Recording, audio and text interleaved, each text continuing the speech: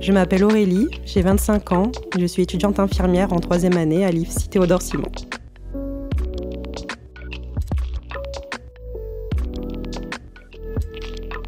L'étudiant expert, un podcast original de l'IFITS.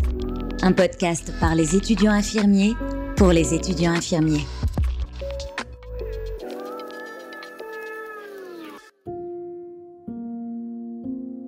Je suis arrivée à l'IFSI Théodore Simon en 2019. Donc, arrivée en première année, j'avais du mal à m'organiser, les cours étaient très intenses. Je ne me suis pas donnée à 100% non plus. Moi, j'avais fait un bac ES, économique social, donc j'avais aucune notion de biologie, de tout ce qui était matière scientifique, c'était un peu étranger pour moi. Donc, je ne me suis pas mis directement à fond dans les cours, clairement. C'était un peu, ouais, je suis là, mais on verra bien, quoi. Donc, à ce moment-là, je ne suis pas totalement convaincue de mon projet professionnel. Ce qui fait que mon investissement n'est pas au maximum et au final, ça m'a beaucoup desservi. J'ai enchaîné les échecs aux partiels. Les partiels qui m'ont posé problème, ça a été surtout les unités d'enseignement scientifique. Donc de 1, de 2 et de 11. Donc voilà, je fais mon premier stage en première année, tout se passe bien, je suis en psychiatrie, sans appréhension particulière. Au premier abord, j'ai un plutôt bon accueil. Je suis accueillie par la cadre, donc tout se passe bien. Elle m'explique un peu comment va se passer ce stage. Elle m'attribue donc un tuteur. Je ne suis pas forcément bien accueillie par mon tuteur, qui me dit clairement qu'il n'aime pas encadrer les étudiants. Donc voilà, donc je suis un peu perdue, j'arrive, je suis là, ok, je suis en première année, je n'ai jamais fait de stage de ma vie. Bon, on verra comment ça se passe. Au final, y a un autre infirmier qui me prend en charge, qui me fait comprendre que, bon, te prends pas la tête, ton tuteur il est comme ça avec tout le monde, même avec ses collègues, il n'est pas forcément très avenant, il aime bien travailler tout seul. Donc il me prend en charge, entre guillemets, et donc voilà, je passe un super bon stage, je suis encadrée par lui, il m'apprend énormément de choses et ça permet de confirmer mon projet professionnel. Mon deuxième stage en première année, ça a été un petit peu compliqué aussi parce qu'on rentrait en début de période Covid. Donc je n'étais quasiment jamais avec ma référente infirmière, j'étais beaucoup avec les aides-soignantes. Bon, au départ, ça me posait pas problème parce que bon, on est forcément en première année, on apprend notre rôle propre. Donc, j'avais aucun souci par rapport à ça. Juste, pareil, l'infirmière qui m'encadrait m'a très vite fait comprendre aussi qu'elle n'était pas là pour ça, qu'elle partait en retraite dans 1 an. Donc, elle n'avait plus le temps pour encadrer les étudiants. Bon, l'habitude, j'avais déjà vécu la même situation précédemment lors de mon premier stage. Donc ce n'est pas le stage rêvé, mais tout se passe bien en globalité et je finis par valider ce stage comme le premier. Globalement, mes stages se passent bien, je réussis à les valider. C'est surtout au niveau de la théorie qui pose un problème. J'arrive en 2e année, mais avec certaines UE non validées, comme la pharmaco et la biologie. Donc je rentre en 2e année, mais je sais que j'aurai encore 2 UE à rattraper. Donc à ce moment-là, je suis surtout préoccupée par ces partiels en question et je me dis qu'il va falloir bosser, quoi. Comme je l'ai dit précédemment, on était en période Covid, donc on a commencé à enchaîner les partiels en ligne, ce qui ne m'a pas forcément aidée.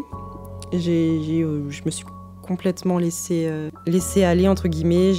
L'organisation n'était toujours pas au top. Clairement, je me demandais si c'était vraiment fait pour moi ce métier et est-ce que j'allais vraiment continuer jusqu'à la fin.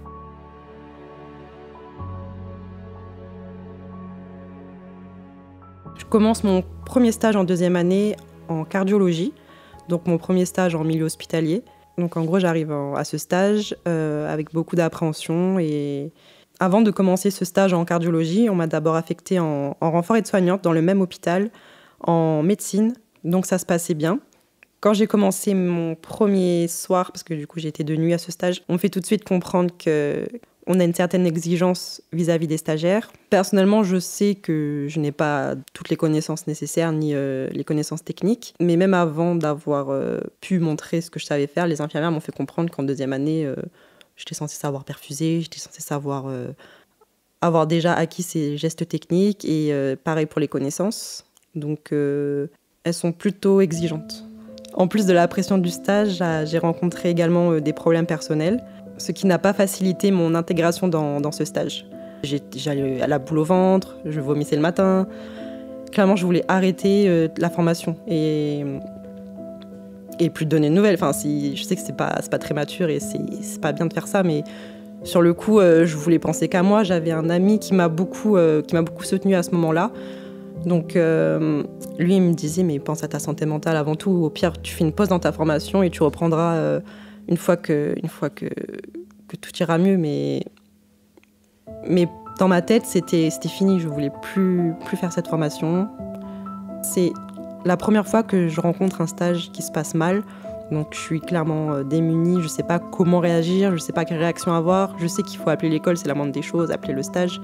Mais à ce moment-là, je suis plutôt, je pense à moi. Et pour moi, le stage, l'école, c'est plus mon problème. Et il faut que je me sorte de là, quoi. Donc en accumulant problèmes personnels et professionnels, je décide de mettre fin à ce stage. Je ne supporte plus la pression à ce moment-là, je n'arrive plus à avoir une vie personnelle, je n'arrive plus à savoir ce que je veux réellement. Je pense arrêter définitivement la formation. Donc j'ai fait l'erreur de ne pas prévenir le stage ni l'école. Donc l'école finit par m'appeler évidemment et me convoque à l'école. Donc je passe en conseil de discipline. J'essaie d'expliquer à l'école que pour moi c'était la fin de la formation, donc je sais que c'est pas bien de pas appeler, de pas prévenir, mais à ce moment-là, dans ma tête, c'est toujours confus. Je sais pas si je veux continuer la formation. J'essaie d'en parler à mon entourage, à mes référentes, à la directrice. Donc la directrice me demande si je veux continuer, est-ce que je veux être infirmière. Je la regarde et je lui dis que je ne sais pas. Je suis toujours dans l'hésitation et j'ai besoin d'aide. Enfin, j'aimerais qu'on me guide. Et j'arrive pas à prendre cette décision et je suis totalement perdue. Donc la directrice me dit que je pouvais toujours faire une interruption de formation et reprendre plus tard. Donc je repars de son bureau, toujours avec cette interrogation, j'entends ce qu'elle me dit. Mais il y a une petite voix dans ma tête qui me dit « n'arrête pas, t'as fait tout ça, t'es en 2e année, c'est pas pour rien ». Donc je rentre chez moi à ce moment-là, j'appelle mes parents, avec énormément de déception, je leur explique ce qui m'arrive. Il faut savoir que je viens de l'île de la Réunion, donc mes parents sont à 11 000 km de moi. C'est aussi un peu pour eux que j'essaie de tenir, parce qu'ils me financent ma formation, c'est eux qui louent mon appartement. Bon, c'est des petits détails, mais pour moi, arrêter, ça me paraît difficile parce que, certes, je fais cette formation pour moi, pour mon avenir, mais je le fais aussi pour mes parents qui croient en moi et j'ai pas envie de les décevoir. Donc, eux, totalement paniqués par la situation, ils n'ont pas forcément les mots adéquats, mais pour eux, c'est hors de question que j'arrête. Donc, je décide de continuer la formation. Finalement, suite à l'arrêt de ce stage, il n'est pas validé, mais je décide quand même de retourner en cours. Donc arrivent très rapidement les partiels du semestre 3. Donc à ce moment-là, j'ai également mes rattrapages de première année. Donc 2 unités d'enseignement. Je réussis à valider la pharmacologie, mais pas la biologie. Et j'ai échoué à d'autres partiels du semestre 3.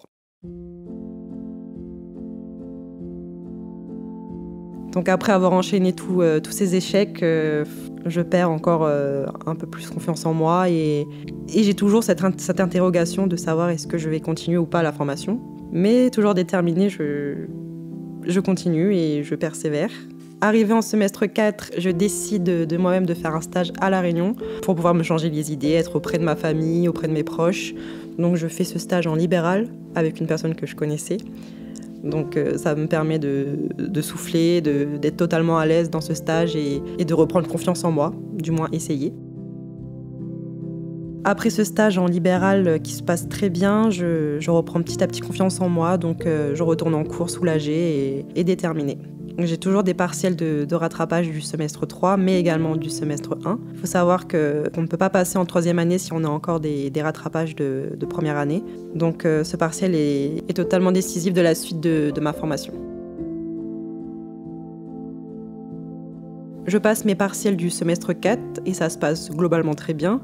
Je réussis à rattraper quelques unités d'enseignement du semestre 3, pas toutes malheureusement.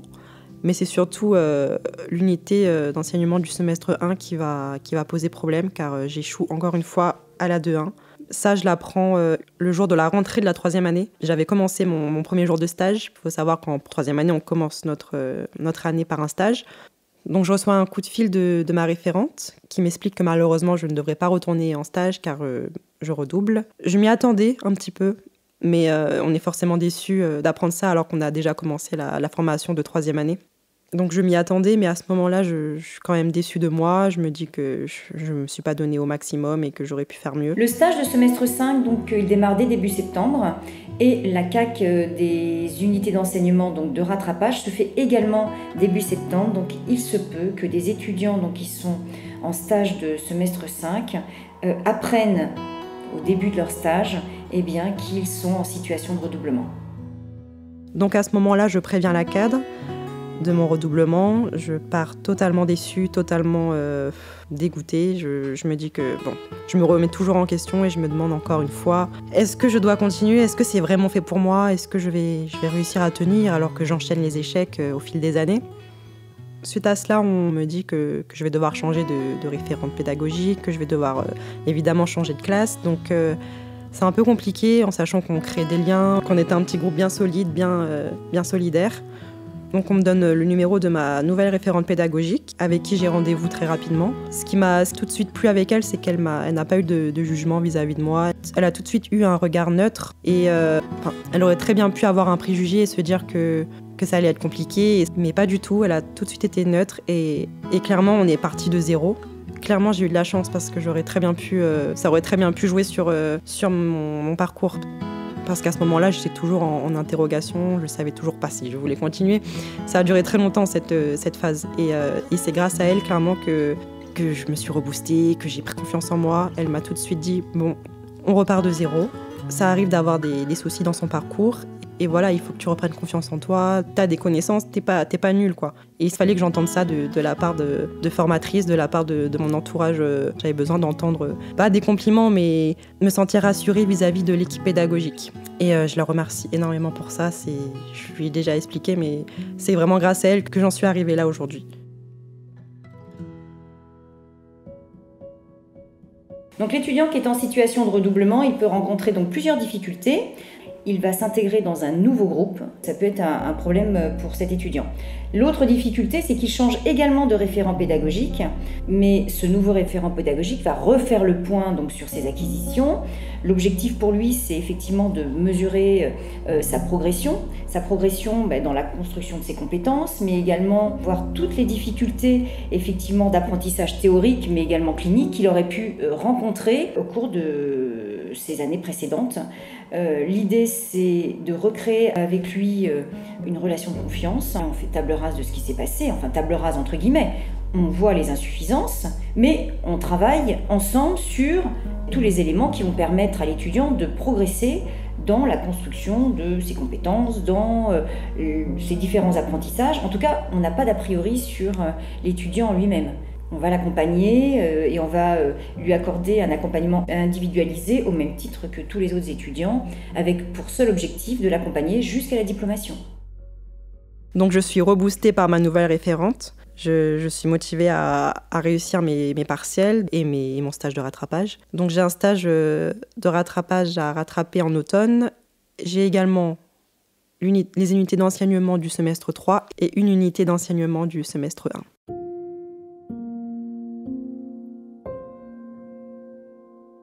Donc je suis affectée à un stage en SSR gériatrique qui se passe plutôt bien. À ce moment-là, j'ai essayé de revoir mon organisation parce que j'ai, comme je l'ai dit précédemment, mes partiels à rattraper. Donc petit à petit, j'arrive à retrouver mes marques. Bon, j'ai pas totalement confiance en moi, ça c'est venu bien après. Mais je me fais une place dans le stage, tout se passe très bien, j'en apprends énormément. Donc je valide ce stage avec certains axes à améliorer, mais c'est plutôt bon dans l'ensemble. Donc il faut que je me concentre sur les partiels. Je ne repars pas de zéro parce que j'avais quand même validé un certain nombre de matières. Donc je rencontre mon groupe de classe. C'est un peu compliqué au départ parce que forcément on vient que partiellement. Je suis venue peut-être 3-4 fois dans l'année pour suivre les TD. J'ai fait les partiels et puis je les ai plus jamais revus. Enfin, je les ai pas revus avant la 3e année. Donc au niveau de l'intégration, c'est un peu compliqué. Je quitte mon groupe de base, je me retrouve dans une nouvelle classe. Ils sont tous très gentils, il n'y a aucun souci sur ça, mais forcément, on a du mal à s'intégrer. Ils ont déjà créé des liens. Mais à ce moment-là, je suis focus sur la suite de ma formation, je pense à rien. Je suis pas là pour me faire spécialement des amis. J'ai qu'une hâte, c'est de finir cette formation et d'avoir ce diplôme. Donc j'arrive au partiel, il me reste encore 2 unités d'enseignement du semestre 3 et une unité du semestre 1. Donc il me reste très peu de temps avant de pouvoir bosser à fond et de finaliser tout ça. À ce moment-là, je sais très bien que je n'aurai pas assez de temps. Il me restait environ 3 mois, je dirais, à peu près. Enfin, 3 mois, c'est énorme, dit comme ça, mais j'avais vraiment besoin de revoir toutes les bases, d'être vraiment... pas de reprendre de zéro, mais vraiment d'avoir un apprentissage approfondi sur toutes les matières qui me manquaient. Donc, je prends le risque, je me dis, je me concentre sur les matières du semestre 3, ce qui est pas très logique, on va dire. Mais pour moi, je sais que j'ai un stage qui m'attend, donc je peux facilement faire les liens avec tout ce qui est pharmacologie, tout ce qui est... c'était les processus infectieux, je crois, qui me manquaient. Donc, c'est des unités d'enseignement qui peuvent s'approfondir en stage, donc... J'avais besoin d'avoir du concret, de pouvoir visualiser ce que j'apprenais. Et pour moi, la biologie, c'était clairement abstrait. Les atomes, les molécules, etc., j'ai un peu du mal. Donc forcément, apprendre ces 3 unités en très peu de temps, ça allait être compliqué. Donc je préfère avoir un échec que rééchouer, encore une fois, les trois unités d'enseignement. Je réussis ces partiels, enfin je réussis les partiels du semestre 3. Évidemment, j'échoue encore une fois la 2-1, mais sans surprise. Pour moi, c'était ce qui était prévu dans ma tête. J'avais vu ça comme ça et pour l'instant, tout se passait comme je voulais. Avec ça, j'enchaîne avec un stage de maintien de compétences. Je fais ce stage de maintien de compétences en diabétologie et addictologie. Au départ, ça se passe plutôt bien. Je suis encadrée par plusieurs infirmières. Donc, je tourne presque tous les jours avec une tutrice. Et la deuxième, je ne l'ai jamais vue, clairement. Au final, elle arrive le dernier jour, le jour de mon bilan de stage, et elle décide de reprendre les choses en main et elle me fait comprendre que j'ai pas le niveau. Elle se met à me rabaisser devant les autres infirmiers. Donc, moi, paniquée, je comprends pas ce qui se passe. Le stage se passait très bien. J'avais des compliments. Mon bilan de mes stages s'est très bien passé. Je perds mes moyens et là, je me dis c'est trop pour moi. Elle fait mon bilan de stage alors qu'elle ne m'avait jamais vue. Au final, je n'ai pas invalidé ce stage, mais je l'ai ressenti comme une humiliation. Je me suis effondrée. C'est la première fois que je me mettais à pleurer devant les soignants. Pour moi, c'était la fois de trop. Je me suis encore une fois remise en question. Mais c'est pas fait pour moi ce métier, c'est pas possible. C'est pas normal d'enchaîner autant d'échecs. Je voyais mes collègues, ils rataient un stage de temps en temps, mais pas aussi fréquemment que moi. Moi, j'ai l'impression d'enchaîner vraiment les échecs, mais constamment. Pour moi, c'était la fois de trop. Donc, je vais voir le cadre de santé, je lui explique. Pareil, je me mets à m'effondrer dans son bureau. Malheureusement, il n'y avait rien à faire, le bilan était fait. Donc, j'en parle à ma référente qui me dit que c'est rien, qu'au final, le stage, il va être quand même validé. C'est pas le meilleur bilan qu'on peut avoir, mais c'est un bilan de stage de 2e année. Donc, il n'y a pas de souci à se faire. Mon stage du semestre 4, je l'avais déjà validé précédemment. Donc, que je valide ou pas mon stage de maintien de compétences, c'était pas non plus dramatique. Mais forcément, ça m'a énormément touchée. J'ai continué à douter et ça n'a pas arrangé le manque de confiance en moi. Donc, l'étudiant qui est en situation de redoublement, si l'année précédente, il avait validé son stage, il doit néanmoins donc retourner donc en stage dans le cadre d'un stage de maintien de compétences. Même si les ECTS de ce stage sont acquis, ce stage et les appréciations de ce stage sont importantes pour la poursuite de ses études, pour l'organisation de son parcours de stage à venir. Ce stage de maintien de compétences permet également à l'étudiant de gagner confiance en lui, de confirmer certains acquis, parce que ça c'est très important que l'étudiant comprenne que c'est pas parce qu'une compétence est acquise au stage précédent qu'elle va être acquise au stage suivant. Donc ça lui permet effectivement de confirmer certains acquis et de s'assurer que son redoublement a été profitable dans l'acquisition des différentes compétences. Ce stage peut parfois mal se passer, mais ça peut permettre à l'étudiant de réajuster ses pratiques et d'analyser même ses pratiques. Avec les encouragements de ma référente, comme d'habitude, je suis reboostée, je suis requinquée, mais il me manque forcément l'unité 2.1. Pendant toute l'année, de janvier à juin, donc je me suis consacrée à 100% à cette unité d'enseignement. J'ai fait des fiches, franchement j'ai revu mon organisation à 100%. Avec persévérance, j'ai finalement réussi à la valider. À la fin du partiel, je me suis sentie plutôt confiante. Je savais que j'avais bossé à fond.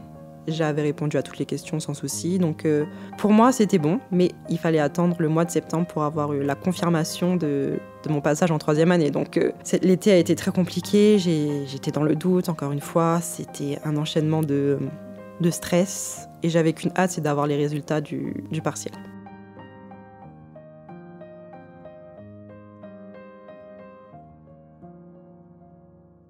Au début de l'année, de septembre à janvier, je me suis consacrée à mes partiels de rattrapage ainsi qu'à mon stage. Ensuite, j'avais tout le reste de l'année pour moi. Donc, j'avais toujours la 2-1 à rattraper. Donc je me suis énormément consacrée à ça. Mais en parallèle, j'ai aussi fait quelques vacations en tant qu'aide-soignante pour pouvoir reprendre confiance en moi, pouvoir avoir un autre aspect du monde du travail en tant que soignante.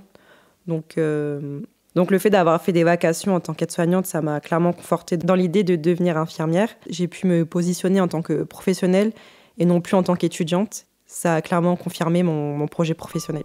Donc les étudiants qui sont en situation de redoublement, comme ils ne sont là que ponctuellement, eh bien certains d'entre eux donc, font le choix de faire des vacations en tant qu'aide-soignant. Et donc ça leur permet effectivement de voir des pratiques qu'ils n'auraient pas pu voir dans le cadre de leur stage, mais surtout d'avoir une réelle posture professionnelle, de prendre un groupe de patients en charge et d'avoir la responsabilité dont ils n'ont pas forcément conscience quand ils sont en stage. Donc j'ai eu de la chance d'avoir quand même certaines ressources. Donc j'ai été entourée de certains amis de mon ancienne promo qui ont continué à m'encourager, qui m'ont soutenue. J'ai eu la chance aussi d'avoir une amie qui m'a donné ses cours d'avance. Donc j'ai pu pendant mon année de redoublement bosser en avance les cours du semestre 5. Ce qui m'a beaucoup servi. Au final, je suis arrivée en 3e année en sachant à peu près ce qui m'attendait. Avec le mémoire qui allait arriver, ça faisait beaucoup de charges de travail. Donc avoir cet accès en amont m'a permis vraiment de prendre de l'avance, ce qui m'a facilité la tâche. J'ai mon copain aussi qui m'a beaucoup soutenue.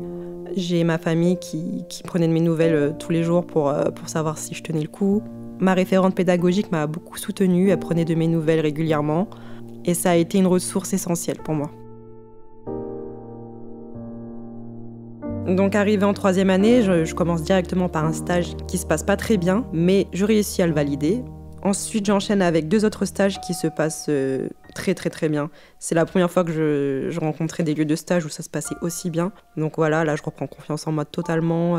Je sens que on me fait confiance, on me rebooste, on me fait comprendre que j'ai ma place et ça c'est très important. Après toutes ces années de galère, j'ai enfin la confirmation que je veux vraiment faire ce métier et que j'ai ma place et que je serai une bonne infirmière, quoi, j'espère. Grâce à ce redoublement, j'ai totalement revu mon organisation.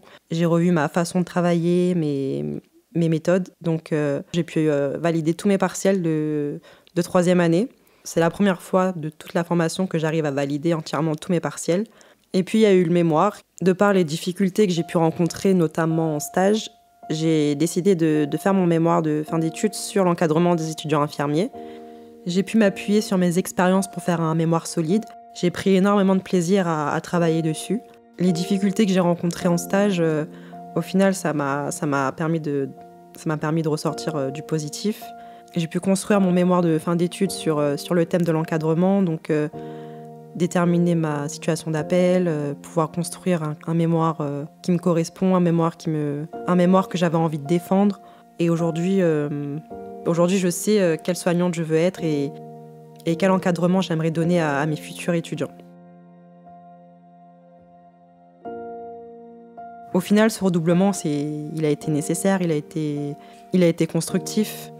Ces échecs qui m'ont permis de prendre confiance en moi m'ont montré que j'étais moi aussi capable de pouvoir exercer cette profession. Aujourd'hui, je me sens beaucoup plus forte que je l'étais il y a 3 ans. Je pense que le redoublement ce n'est pas un échec en soi, mais plutôt une étape importante si on en a besoin. On ne va pas tous au même rythme et si on a besoin de cette année de plus pour pouvoir être au top et avoir toutes les compétences nécessaires, avoir de l'assurance et de la confiance, je pense que c'est important de voir le positif et d'en faire une force. Alors, ce que j'aimerais dire aux étudiants en situation de redoublement, c'est de ne pas perdre espoir. Avec de la volonté, on peut vraiment y arriver. J'en suis la preuve. L'organisation, c'est primordial. Il faut savoir se remettre en question pour pouvoir évoluer à son rythme, bien sûr, et prendre le temps de s'organiser, c'est important. Concernant les partiels, je pense que c'est important de s'y prendre en avance. On va pas dire des mois en avance, mais quand même avoir un certain rythme régulier. Suivre en cours, bon après c'est tout le bateau, mais bien sûr s'investir au maximum parce qu'enchaîner cours et stage c'est vraiment pas facile et on perd très vite pied. Et c'est important de garder un rythme, on va dire, régulier pour pouvoir avancer comme il se doit. Et concernant les stages, je dirais d'y aller avec confiance et ne pas se dire qu'on est nul, qu'on n'a pas sa place. Si on veut faire ce métier, c'est qu'il y a une raison et il faut pas se laisser démoraliser par les personnes qu'on rencontre. Elles peuvent avoir certains préjugés alors que c'est pas représentatif de qui vous êtes réellement. Et donc c'est important de ne pas se laisser démonter par ça et de continuer de croire en soi. L'étudiant expert, un podcast original de l'IFITS.